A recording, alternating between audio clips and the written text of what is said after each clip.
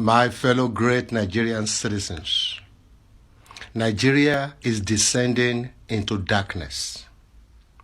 The idea that a Muslim-dominated Senate will be passing a law to regulate Christianity, not all religions, so Christianity, under the pretext that Christian leaders are radicalizing our children, is an insult to the integrity of millions of Nigerians who know for a fact that the religion that has been radicalizing our youths, that has been turning our youths to murderers, that have turned these murderers in perpetrating unspeakable violence and brought death to us, is not Christianity.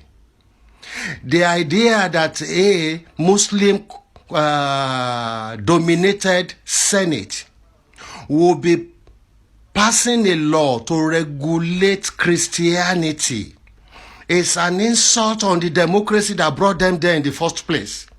It's an insult on freedom of expression.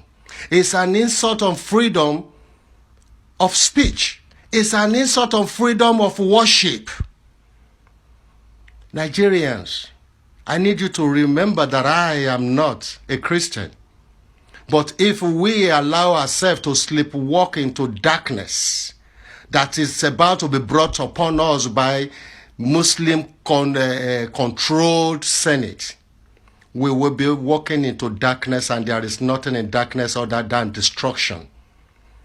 This Antichrist bill must be rejected before it becomes a law. Wake up, Nigeria. Your freedom is at stake. Bless you.